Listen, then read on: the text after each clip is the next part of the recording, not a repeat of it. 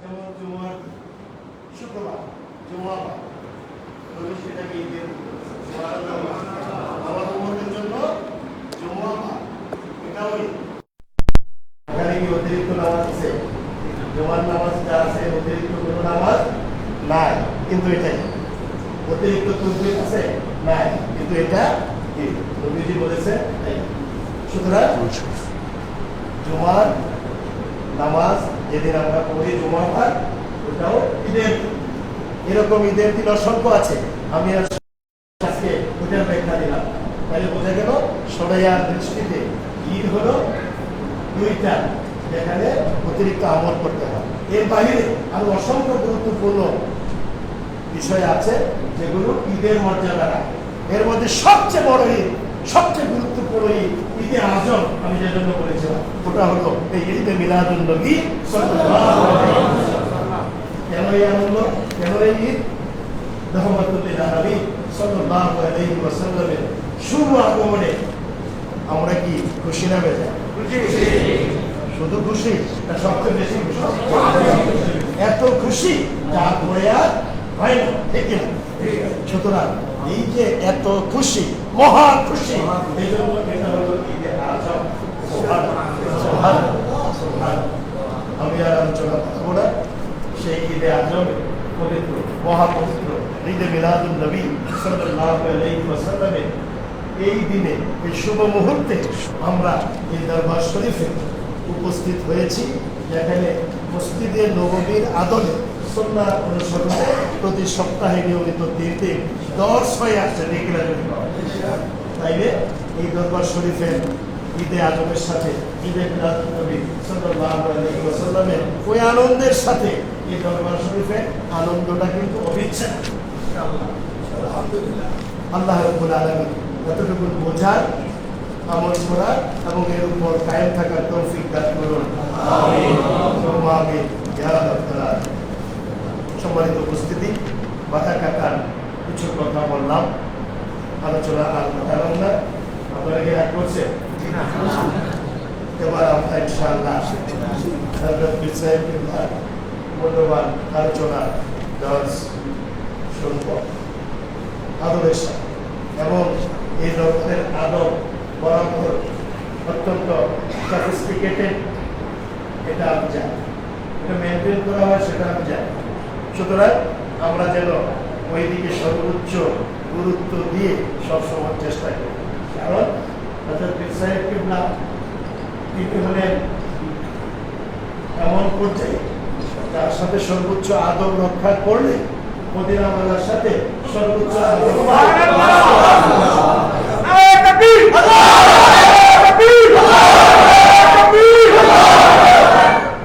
কারণ প্রিয়তির ওয়ারিস ইন্নাল উলামা ওয়ারাসাতুল আম্বিয়া। সুতরাং ওই উলামাদের অন্তর্ভুক্তই আমি মনে করি আমার হযরত পীর সাহেব। সুতরাং মদিনাওয়ালার সাথে ওই অবিচ্ছেদ্য সম্পর্ককে বজায় রাখতে হলে মদিনাওয়ালার প্রতিনিধি যারা আছে তাদের সাথেও ওই সম্পর্কটা বজায় রাখতে। আল্লাহ তাআলা তৌফিক দিন। আমিন। আসসালামু আলাইকুম ওয়া রাহমাতুল্লাহি ওয়া ওয়ালাইকুম আসসালাম। স্যার এখানে বসে, স্যার চ্যাট এখানে দেখাচ্ছে। স্যার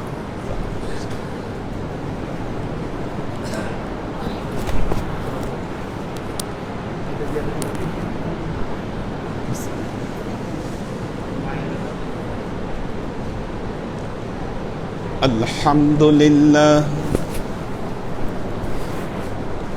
আলহামদুলিল্লাহি নাহমাদুহু ওয়া নাস্তাঈনুহু ওয়া নাস্তাগফিরুহু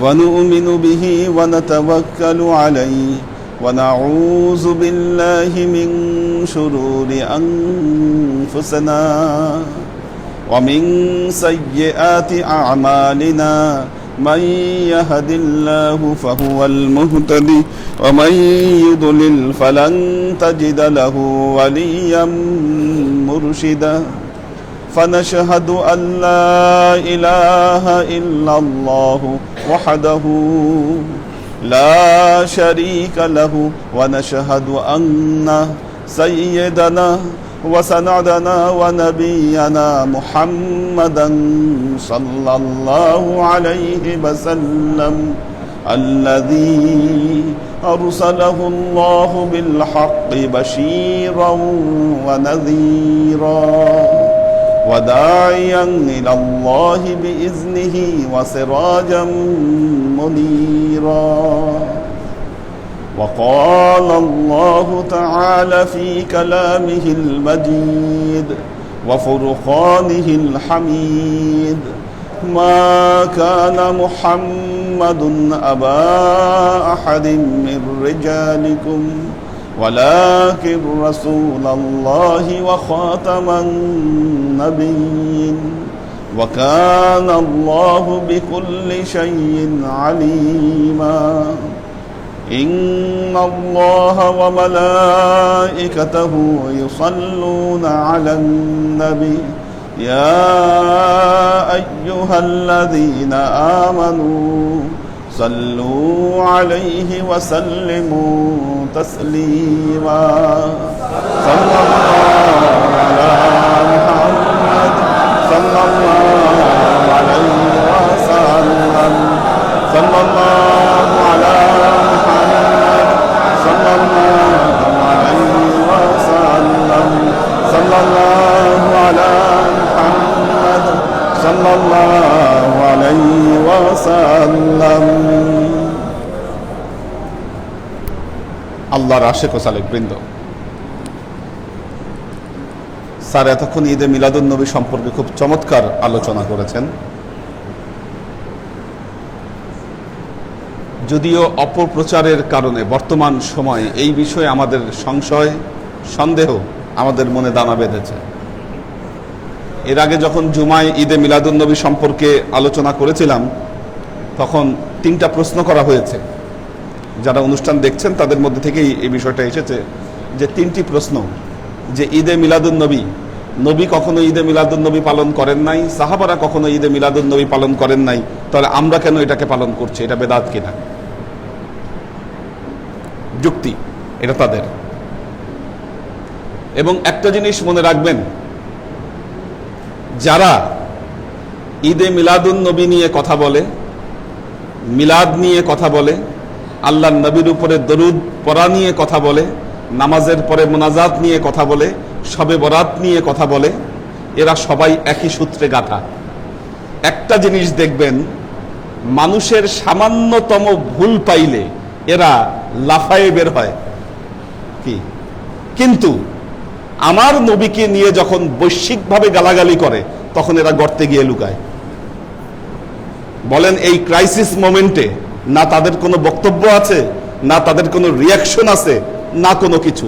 কিন্তু কে কি ভুল করেছে, কার আমলে কোথায় ভুল আছে, কোন ভুল আছে, মাথায় টোপকা টাপকি লাগায় এরা ক্যামেরার সামনে দাঁড়ায় খুব সুন্দর বক্তব্য, এগুলো ব্যাপারে। তার মানে বোঝা গেল বাস্তবিক অর্থে এরা হচ্ছে নবীর দুশমন। নবীর দুশমনদের সাথে আমাদের কোনো তাআল্লুক নাই, আমাদের কোনো সম্পর্ক নাই। তাহলে কাল কিয়ামতের ময়দানে আপনি নবীর শাফায়াত পাবেন না।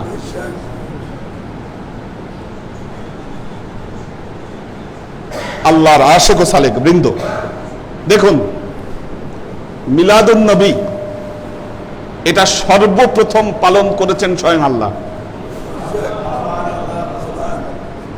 ঈদে মিলাদুন নবী সর্বপ্রথম কে পালন করেছেন? আল্লাহ তাআলা। কিভাবে? সূরা আলে ইমরান আয়াত নম্বর 81। সূরা আলে ইমরান আয়াত নম্বর 81 আল্লাহ তাআলা বলছেন, আউযু বিল্লাহি মিনাশ শাইতানির রাজীম, বিসমিল্লাহির রহমানির রহিম। وَإِذْ أَخَذَ اللَّهُ مِيثَاقَ النَّبِيِّينَ لَمَا آتَيْتُكُم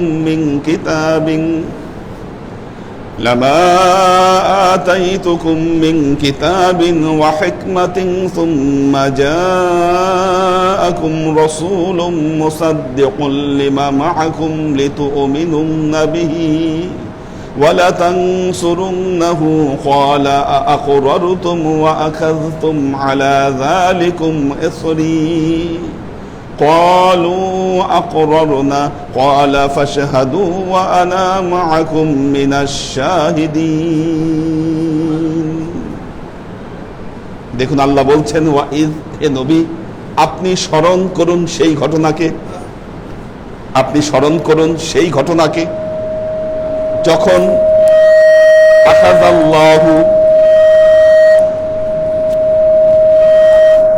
আখাযাল্লাহু আল্লাহ তাআলা নিলেন, আল্লাহ নিলেন আখাযাল্লাহু, কি নিলেন? মিসাকান নাবিয়্যিন, নবীদের ওয়াদা নিলেন। আপনি ওই ঘটনাকে স্মরণ করুন যখন আল্লাহ সমস্ত নবীদের কাছ থেকে এই ওয়াদা নিলেন। কি ওয়াদা নিলেন? লামা আতাইতুকুম মিন কিতাবিন ওয়া হিকমাতিন, আমার তরফ থেকে তোমাদের কাছে, তোমরা নবী, আমার তরফ থেকে তোমাদের কাছে কিতাব আসবে, হিকমত আসবে, এটা আমার ওয়াদা। তোমরা আমার কাছ থেকে কিতাব পাবা, ওহী পাবা, হিকমত পাবা, এই দুটো জিনিস আল্লাহ তোমাদেরকে দিবেন। এরপর কি হবে? সুম্মা জাআকুম রাসূলুন, এরপর আমার তরফ থেকে একজন রাসূল তোমাদের কাছে যাবে। উনি এসে কি করবেন? মুসাদ্দিকুল লিমা মাআকুম, তোমাদের হাতে যে কিতাবগুলো রয়েছে এই কিতাবগুলোকে তিনি সত্যায়ন করবেন। নবী মুসাদ্দিকুল লিমা মাআকুম, আল্লাহ বলছেন তোমাদের সাথে আমাদের ওয়াদা হচ্ছে লা তুমিনুন্না বিহি, তোমরা তখন তার উপর বিশ্বাস আনবে, ওয়ালা তানসুরুন্নাহু, তাকে তোমরা ওয়াদা, তাকে তোমরা সাহায্য করবে। ক্বালা আআকরারতুম ওয়া আখাযতুম আলা যালিকা ইসরি, আল্লাহ বললেন তোমরা কি আমার কাছে এই ওয়াদায় ওয়াদাবদ্ধ হচ্ছ, এটাকে মেনে নিচ্ছ? ক্বালু আকরারনা, সমস্ত নবী বললেন হ্যাঁ আল্লাহ আমরা এটা স্বীকার করে নিলাম। আল্লাহ বললেন ক্বালা ফাশহাদু ওয়া আনা মাআকুম মিনাশ শাহিদিন, আল্লাহ বললেন তোমরা সাক্ষী থেকো, আমিও তোমাদের সাথে সাক্ষী থাকলাম। দেখেন কোরআনের একটা আয়াত ব্যাখ্যা করতে গেলে এটা তো নস, কতগুলো বিষয়ের দিকে খেয়াল রাখতে হবে। একটা হলো ইবারাতুন নাস, এই নসের ইবারত কি বলছে। দ্বিতীয়ত হলো দালালাতুন নাস, এখানে কি দলিল প্রতিষ্ঠিত হচ্ছে। তৃতীয়ত হলো ইশারাতুন নাস, এখানে কি ইশারা দেওয়া হচ্ছে। চতুর্থ ইক্তেজান নাস, এখান থেকে আসলে কি উদ্দেশ্য বের হয়ে আসছে। ইবারাতুন নাস, এই আয়াতের ইবারাতুন নাসের দ্বারা বোঝা যাচ্ছে যে আল্লাহ এখানে নবীদের অঙ্গীকার গ্রহণ করেছিলেন। নবীরা সব ওয়াদা করেছিল আল্লাহর কাছে একটা বিষয়ের উপর, এটা একটা ওয়াদা হয়েছে, এই ওয়াদা, এই অঙ্গীকার আল্লাহ নবীদের কাছ থেকে গ্রহণ করেছিলেন। ইবারাতুন নাস দ্বারা এটা বোঝা যাচ্ছে।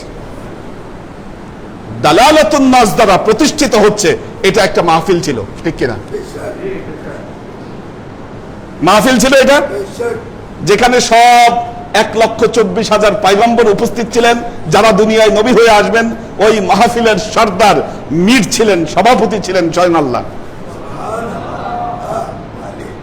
দালালাতুন নাস এটা বলছে। ইশারাতুন নাস, ইশারাতুন নাস, ইশারাতুন নাস দ্বারা বোঝা যাচ্ছে এখানে ওই মাহফিল ছিল মিলাদুন নবীর মাহফিল, ঠিক কিনা? কারণ ওই মাহফিলে আল্লাহ তাআলা তার নবীর আগমন, শুভাগমন সম্পর্কে সুসংবাদ দান করেছিলেন। আর ইক্তেজান নাস দ্বারা প্রতিষ্ঠিত হচ্ছে এটাকে পালন করা, এর ওয়াদা আল্লাহ নবীদের কাছ থেকে গ্রহণ করেছিলেন। কাজেই ঈদে মিলাদুন নবী সর্বপ্রথম পালন করেছিলেন স্বয়ং আল্লাহ তাআলা। সূরা ইউনূস আয়াত নম্বর 58, সূরা ইউনূস আয়াত নম্বর 58 আল্লাহ কি বলছেন দেখেন। আউযু বিল্লাহি মিনাশ শাইতানির রাজীম, বিসমিল্লাহির রহমানির রহিম, কুল বিফাদলিল্লাহি ওয়া বিরহমাতিহি কুল বিফাদলিল্লাহি ওয়া বিরহমাতিহি ফাবিযালিকা ফালইফরাহু হুয়া খায়রুম মিম্মা ইয়াজমাউন। দেখুন আল্লাহ কি বলছেন, কুল কুল, হে নবী আপনি বলুন, হে নবী আপনি বলুন, কুল বিফাদলিল্লাহি ওয়া বিরহমাতিহি, আল্লাহর যে ফজল এবং রহমত তোমরা প্রাপ্ত হয়েছো। কুল বিফাদলিল্লাহি ওয়া বিরহমাতিহি, আল্লাহর যে রহমত এবং ফজল তোমরা প্রাপ্ত হয়েছো। এই রহমত এবং ফজল প্রাপ্ত হয়েছো, তাহলে এখন কি করবা? এর শুকরিয়া স্বরূপ ফালইফরাহু, তোমরা আনন্দ করো। আল্লাহ বলতেছে আমি তোমাদেরকে, হে নবী আপনি বলে দেন আল্লাহ যে তোমাদেরকে ফজল দিয়েছেন, আল্লাহ যে তোমাদেরকে রহমত দিয়েছেন, এই রহমতের কারণে তোমরা কি করো? ফালইফরাহু, তোমরা আনন্দ করো। সরাসরি আল্লাহর নির্দেশ কি? ফালইফরাহু, ফেলে আমার, তোমরা আনন্দ করো। হুয়া খায়রুম মিম্মা ইয়াজমাউন, হুয়া খায়রুন, তোমাদের এই আনন্দ হবে উত্তম। হুয়া খায়রুন মিম্মা ইয়াজমাউন, তোমরা এতদিন যত আমল জমা করেছো এই আমলের চাইতে ওই আনন্দ তোমাদের জন্য উত্তম। বলতে পারেন হুজুর তো ঈদে মিলাদুন নবী মাহফিল আমরা করব, লাভ হবে কি? আল্লাহ বলছেন আমি যে তোমাদেরকে ফজল দিয়েছি, আমি যে তোমাদেরকে রহমত দিয়েছি, এই রহমত এবং ফজলের কারণে তোমরা আনন্দ করো। তোমাদের এই আনন্দ তোমাদের এতদিন কৃত সমস্ত আমলের চাইতে হুয়া খায়রুন, এই আমল হবে তোমাদের জন্য উত্তম, এই আনন্দ হবে তোমাদের জন্য উত্তম। এখন আপনি বলেন, আপনি কি সত্যি নবীর উম্মত? আপনি কি মনে করেন, আসলেই কি মনে করেন আমাদের নবী সরদার দু আলম মুহাম্মদ মুস্তাফা সাল্লাল্লাহু আলাইহি ওয়াসাল্লাম আমাদের কাছে আল্লাহর সবচাইতে বড় ফজল এবং রহমত, এটা আপনি মনে করেন কিনা? যদি মনে করেন তাহলে তার শুভাগমনে ফালইফরাহু, আনন্দ করেন। যে কারণে আজকে আমাদের এই মাহফিল। হযরত আবু দারদা রাদিয়াল্লাহু তাআলা আনহুর riwayate বর্ণিত হাদিস, সুইলা রাসূলুল্লাহ সাল্লাল্লাহু আলাইহি ওয়াসাল্লাম আন সিয়ামি ইয়াউমিল ইসনাইন, আল্লাহর নবীকে জিজ্ঞাসা করা হলো ইয়া রোজা রাখেন, সোমবারে কেন রোজা রাখেন? আল্লাহর নবী বললেন ফিহি উলিত্তু ওয়া ফিহি বুইস্তু ওয়া ফিহি উনজিলা ইলাইয়া, আমি সোমবারে রোজা রাখি এই কারণে, ফিহি বুইস্তু, এই দিনই আমি পৃথিবীতে আগমন করেছি, এবং ফিহি উনজিলা ইলাইয়া, এই দিনই আমার উপর প্রথম ওহী নাজিল হয়েছে। তার মানে কি বোঝা গেল? এখানেও আপনি ওই ইবারাতুন নাস, দালালাতুন নাস, ইশারাতুন নাস আর ইক্তেজান নাস, কেন আল্লাহর নবী এই দিনে রোজা রাখতেছেন? রোজা রাখার কারণ হলো আল্লাহর নবীর শুভাগমন, আল্লাহর নবী এই পৃথিবীতে আগমন করেছেন, এর শুকরিয়া স্বরূপ রাসূলুল্লাহ সাল্লাল্লাহু আলাইহি ওয়াসাল্লাম এই সোমবারে রোজা রাখতেছেন। কি পালন করছেন কিনা? নিজেই পালন করছেন আল্লাহর নবী, আল্লাহর নবী নিজেই পালন করেছেন।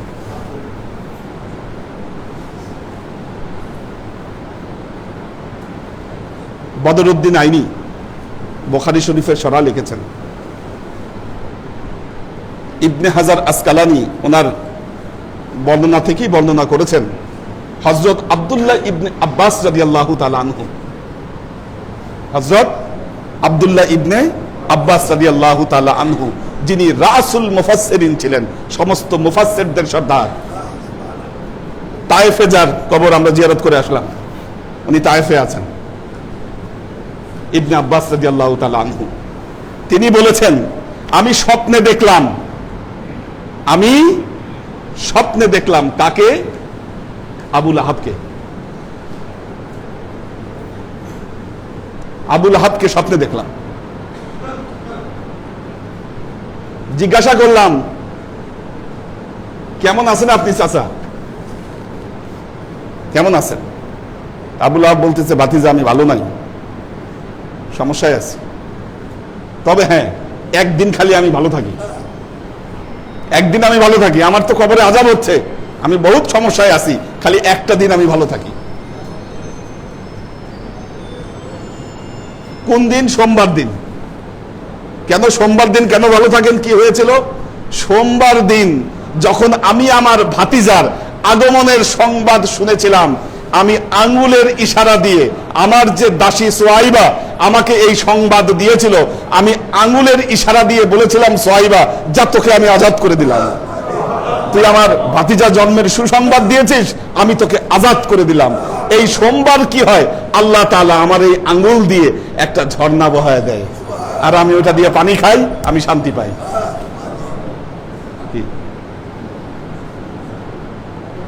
কি খুশি আল্লাহ দেখেন তার নবীর আগমনে।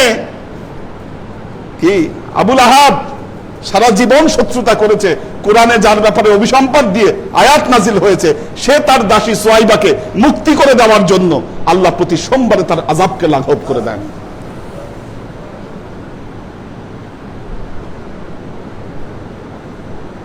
আল্লামা জালালউদ্দিন সুয়ুতি 2 লক্ষ হাদিসের মুহাদ্দিস ছিলেন তিনি, আল্লামা জালালউদ্দিন সুয়ুতি।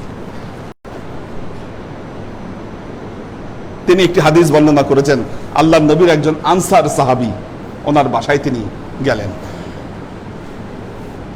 ওই সময় সাহাবী তার পরিবার পরিজন নিয়ে আল্লাহর নবীর উপর দরুদ পেশ করছিলেন।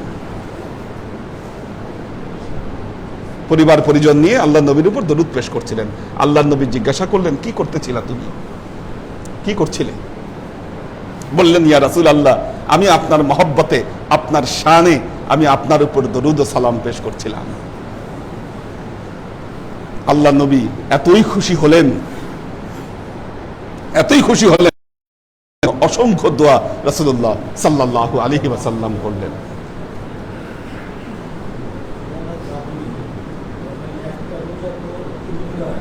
হ্যাঁ, আচ্ছা, বিষয় হচ্ছে একটা রোজা রাখা ঠিক না, সেটা আশুরার রোজার ক্ষেত্রে,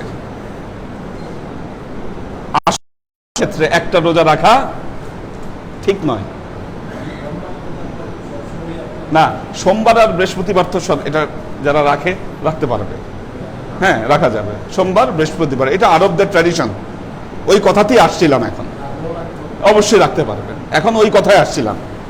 আপনারা যারা হজে গেছেন বা উমরায় গেছেন, কি বলেন যে ঈদে মিলাদুন্নবী যে পালন করে না? 3 নম্বর প্রশ্ন করেছে, মক্কা মদিনায় তাহলে কেন পালন করা হয় না? কি মক্কা মদিনায় কেন পালন করা হয় না?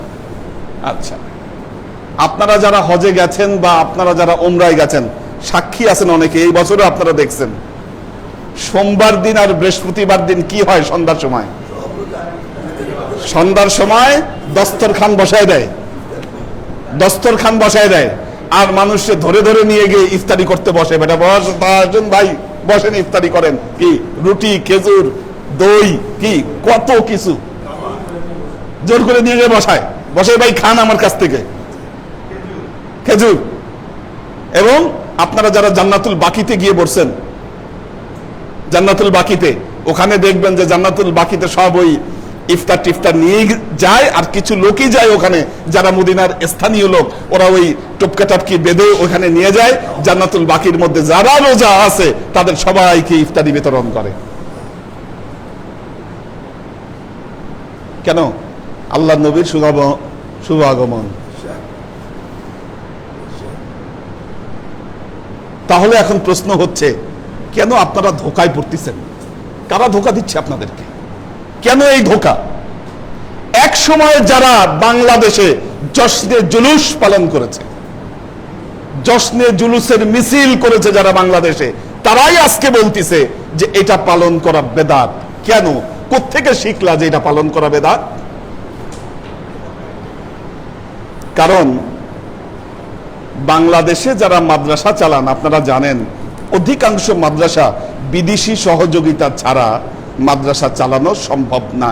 তাদেরকে ফান্ডিং করে মিডল ইস্ট থেকে। হ্যাঁ,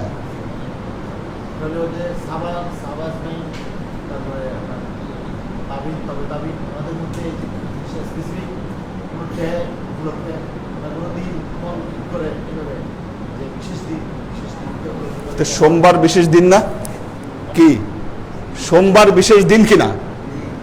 একটা জিনিস হলো, দেখুন একটা জিনিস, নবীর ভেলাদাতকে কেন্দ্র করে কত সস্তা যুক্তি দেখেন। হ্যাঁ,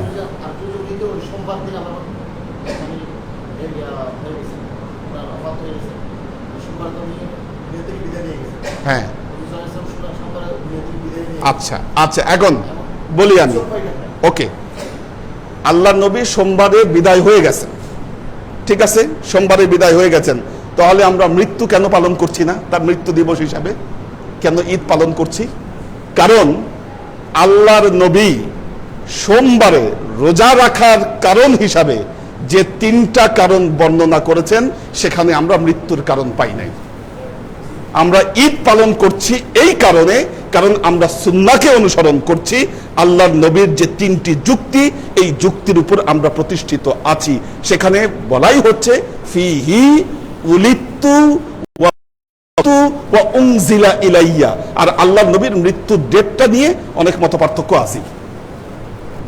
ব্যাপারটা বুঝতে পারছেন? আমরা কোনো দিন পালন করছি না, আমরা দিবস পালন করছি। দিবস পালনের জরুরত কি? কেন?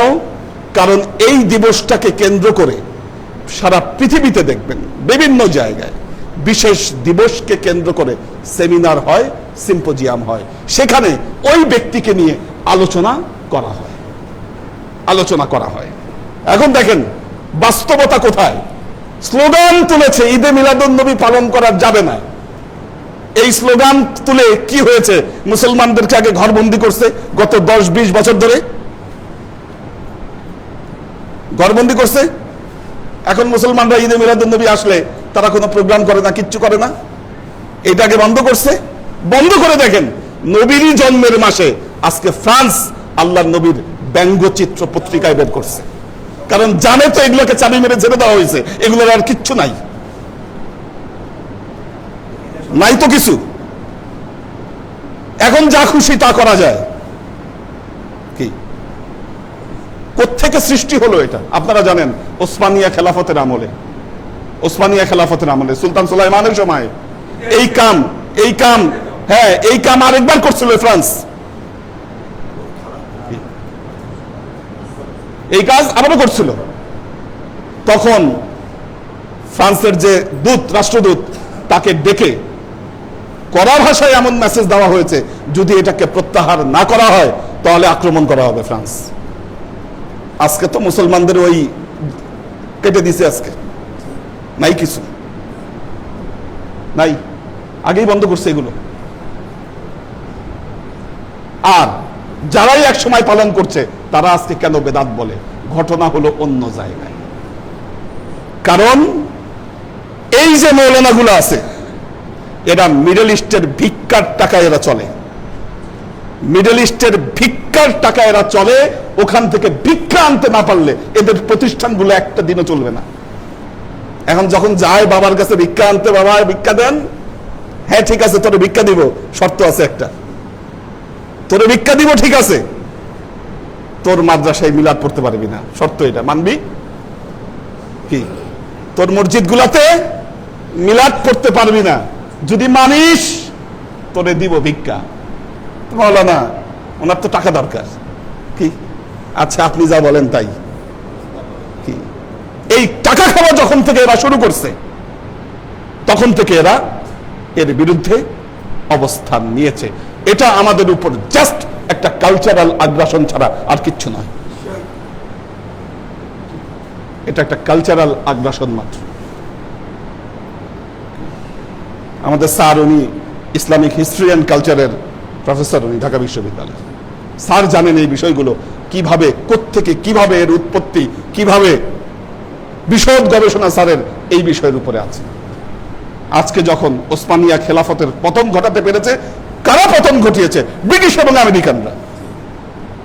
ইতিহাস পড়ে দেখেন, ব্রিটিশ এবং আমেরিকানরা এই ওসমানিয়া খেলাফতের পতন ঘটিয়েছে, এবং তারপর ওয়াহাবিজম তারা পৃথিবীতে প্রতিষ্ঠার জন্য তারা জোর ফান্ডিং এখানে করতেছে। তো যে ব্রিটিশ আমেরিকানরা, এরা কি আমাদের বন্ধু না শত্রু? কোরআনে বারবার উল্লেখ করা হচ্ছে যে এরা শত্রু, শত্রু এরা। আমরা যারা মাচ পিপল, না আমরা ইতিহাস জানি, না আমরা কালচার জানি, কি কথায় কথায় যারা লাভ দেই, ইতিহাস জানুন, ইতিহাসকে বোঝার চেষ্টা করুন, না হলে ভুল পথে পা বাড়াবেন, জাহান্নামী হবেন, আল্লাহর নবীর লানত আপনাদের উপর আসবে।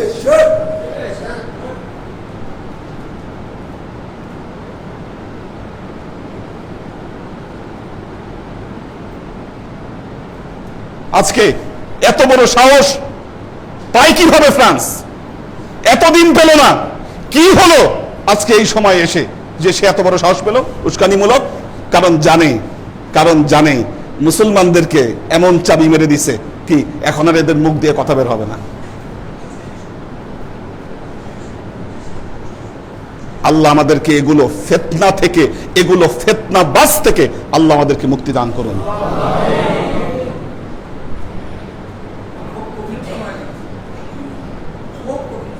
যারা ষড়যন্ত্র বুঝতে পারছি না, তারা তো আমরা মাথা বিলিয়ে দিচ্ছি, আমরা আমাদের আদর্শ বিকিয়ে দিচ্ছি এবং মনে করতেছি এরা যা বলে তাই তো মনে হয় সহি।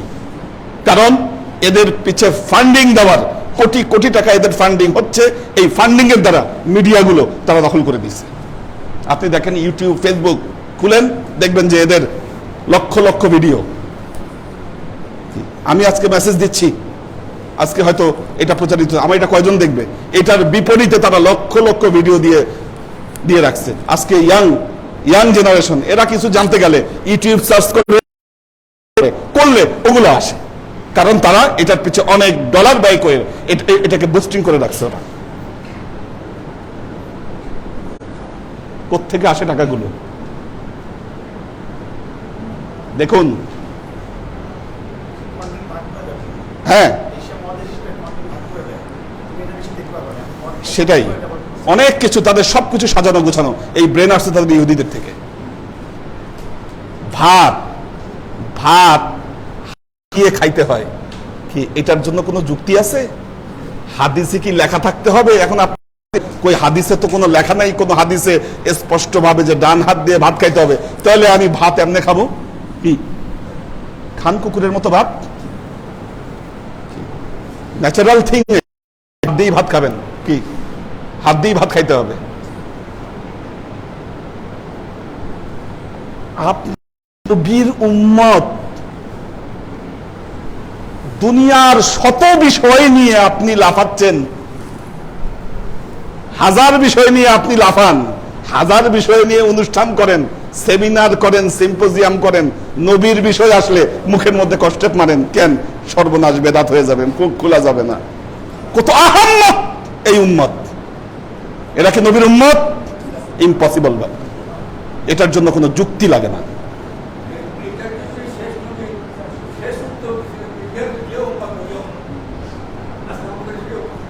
তো আল্লাহ আমাদেরকে এগুলো ষড়যন্ত্রের হাত থেকে আল্লাহ মুক্তি দান করুন।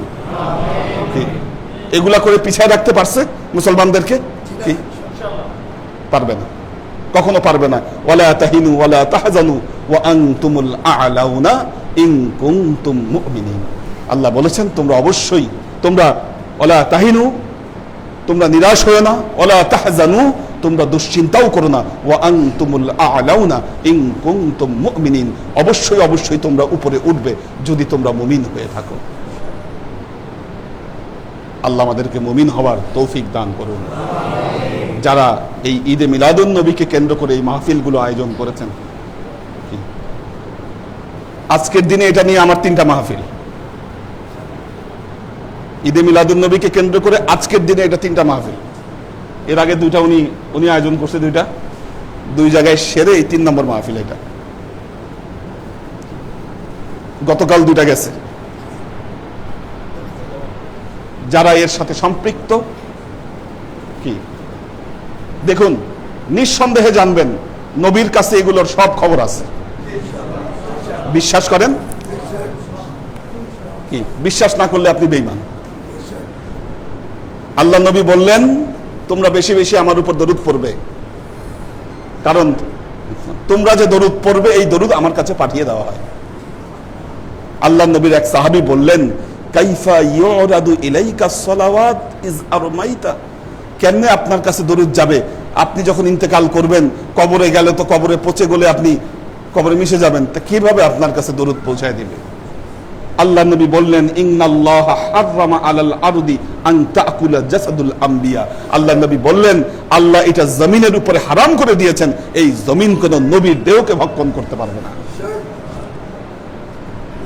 যারা এখানে নবীর মহব্বতে দরুদ ও সালাম নবীর কাছে পেশ করবেন, কি আল্লাহ নবী বলেছেন অনেক ফেরেশতারা ঘুরে বেড়ায় সিয়াহিনা ফিল আরদি। কেন ঘুরে বেড়ায়? খুঁজে কোথায় কোথায় কে নবীর উপর দরুদ পড়তেছে, এদের কাজই হচ্ছে এটা। যখনই কেউ দরুদ পড়ে এটাকে নিয়ে নবীর রওজায় পৌঁছায় দেয়। কি কাজেই ব্যক্তিগত নামে সবাই যারা পড়ছেন সবার খবর ইনশাল্লাহ নবীর কাছে আছে। আল্লাহ আমাদেরকে তৌফিক দান করুন। দেখি কোনো কোশ্চেন আছে কিনা।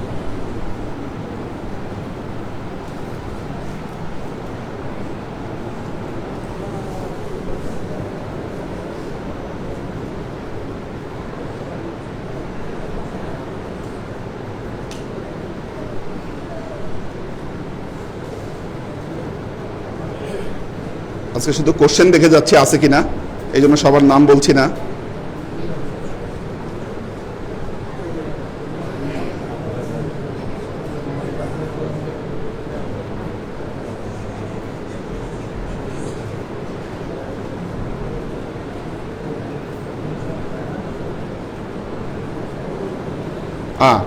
মোহাম্মদ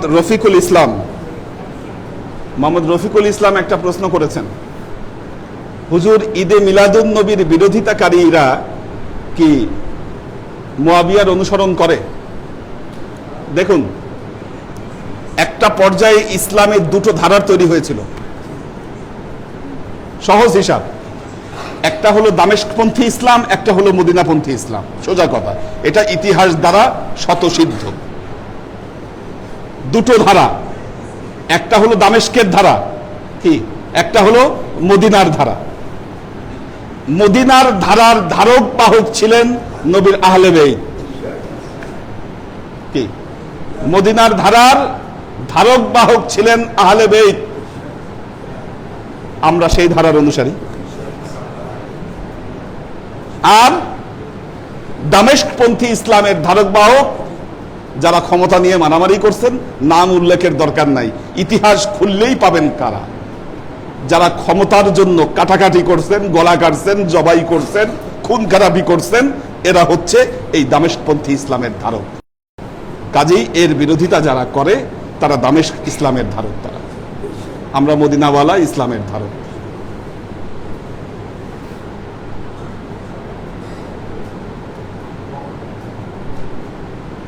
আমাদের আব্দুল হাফিজ ভাইয়ের মেয়ে একটু হাতে ব্যথা পাইছে, এই জন্য হয়তো উনি আসতে পারেন নাই।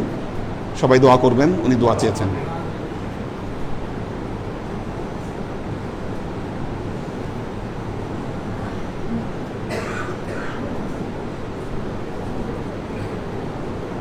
তাওহিদুল ইসলাম তাওহিদ, তিনি সালাম দিয়েছেন, আসসালামু আলাইকুম ওয়া রাহমাতুল্লাহ, মাশাআল্লাহ, আই রিয়েলি লাভ ইউ ওস্তাদ and like your all lecture.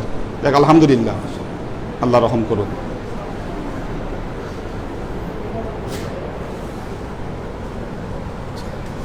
থেকে একজন আজকের খেদমতের জন্য 300 টাকা পাঠাইছেন। আজকের খেদমতে, আচ্ছা, আজকে যদি আমরা রান্না বান্না করতেছি সেখান থেকে আপনার দোয়া চাওয়ার জন্য এটা দিলাম। আর কিছু নাই ম্যাডাম, আমার 1 তারিখে মিলা 1 তারিখে হইলো বার্থডে, সেজন্য মিলাদের দোয়া চাই। আল্লাহ। আসুন আমরা রাসূলে পাক সাল্লাল্লাহু আলাইহি ওয়াসাল্লামের শানে দরুদ ও সালাম প্রেরণের মাধ্যমে দুটো কথা বলবো। আচ্ছা আচ্ছা, বলেন। জি, আসসালামু আলাইকুম। সদ্য প্রফেসর আত্মঘাতী রোগ ভয় হচ্ছে বলা আল্লাহ জি। পাকের ইচ্ছায় আমি একটা ঘোষণা করতে চাই আমার কোনো সত্যবাদী এটা নেন, এটা না নিলে শুনতে পাবে না কেউ। আমি একটা ঘোষণা করতে চাই আমার মুসলিম করলে এবং মহাসম্মানিত প্রফেসর সাহেবের সামনে আমাদের দরবারে এই আঞ্জুমানের নামকরণ আঞ্জুমানি ইসলাম ইমান তাহরিক ইসলাম তোমার কাছে তালিম অথবা পড়ি এর বাইরে ইসলামের কিছু বোঝানো হয় না এই দুটো থেকে ইসলাম কমপ্লিট কোর অফ ইসলাম এর মধ্যে এবং আল্লাহর সাথে দরকার আসছিল অবসর হয়ে গেছে মারা গিয়ে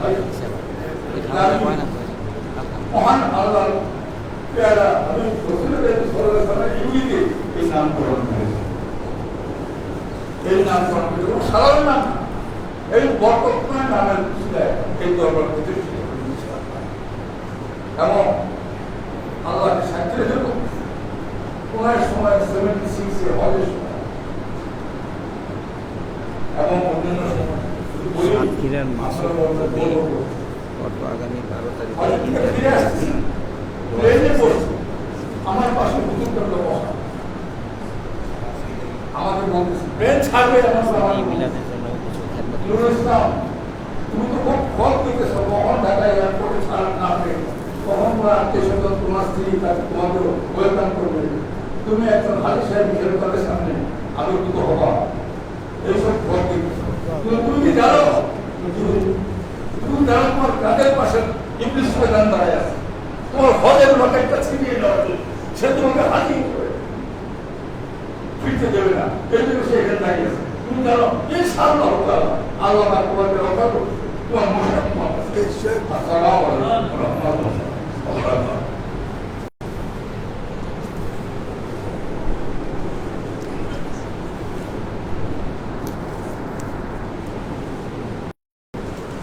আসুন আমরা রাসূলে পাক সাল্লাল্লাহু আলাইহি ওয়াসাল্লামের শানে দরুদ ও সালাম প্রেরণের মাধ্যমে এর আরজিগুলোকে আল্লাহর দরবারে পেশ করি।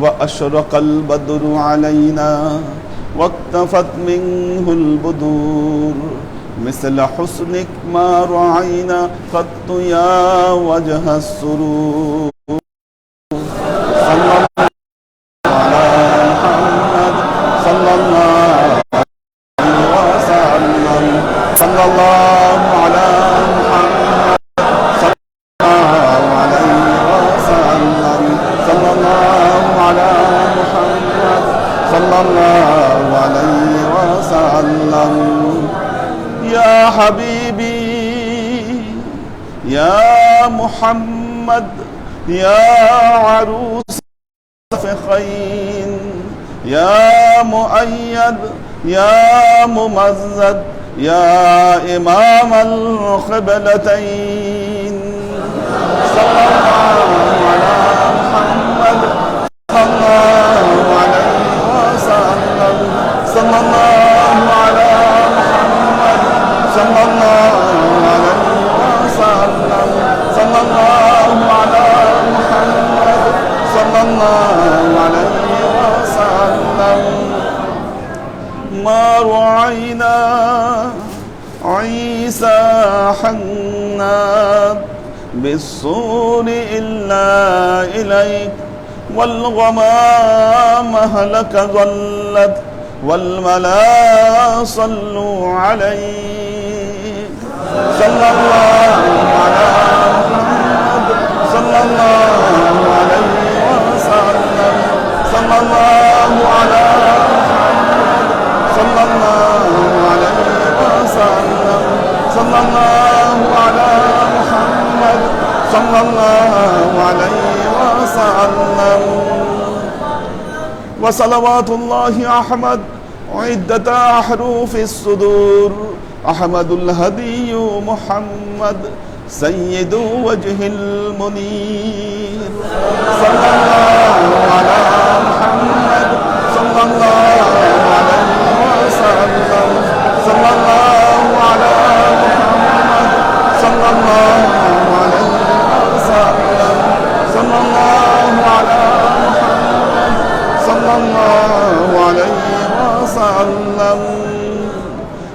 بلغ العلا بكماله كشف الدجى بجماله حسنت جميع خصاله صلوا عليه وآله سلموا يا قوم بر صلوا على صدر الأمين مصطفى ما جاء إلا رحمة للعالمين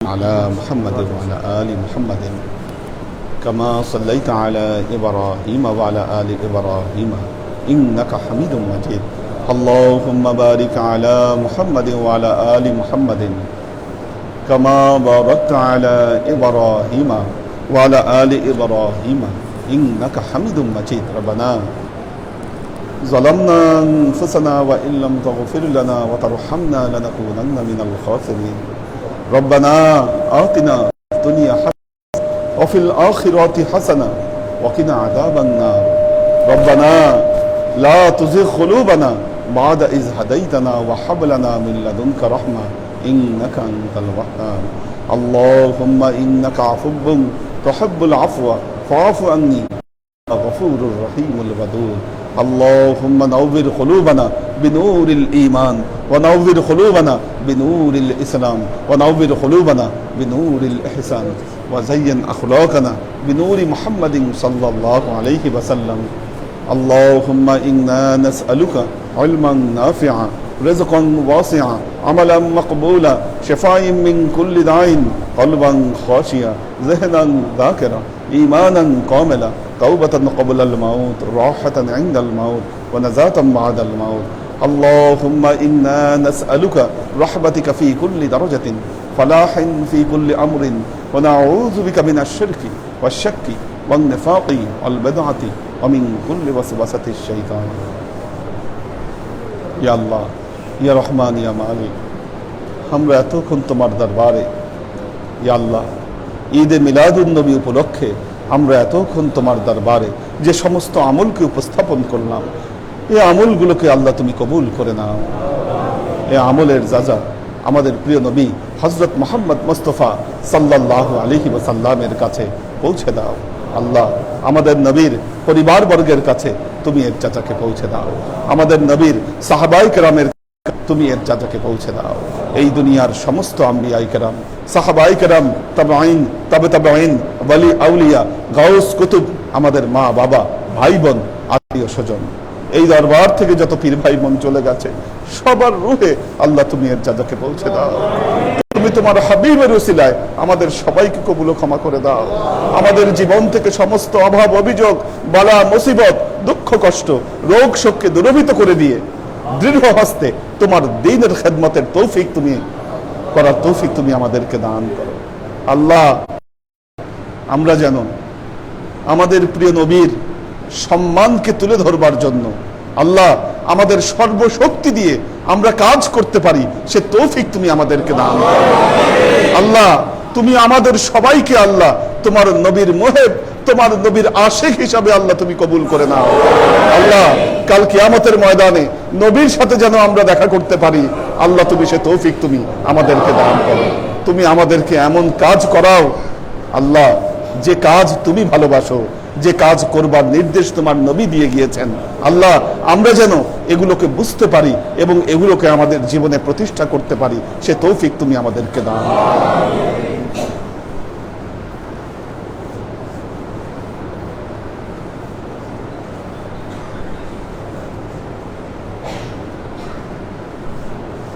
আল্লাহ তোমার নবীর শত্রুদেরকে তুমি অক্ষম করে দাও আল্লাহ তুমি তাদেরকে হেদায়েতে দান করো আল্লাহ তুমি তাদেরকে সুপথে ফিরে আসার তৌফিক তুমি দান করো আল্লাহ তুমি ইসলামের বিরুদ্ধে সমস্ত ষড়যন্ত্রকে তুমি নস্যাৎ করে দাও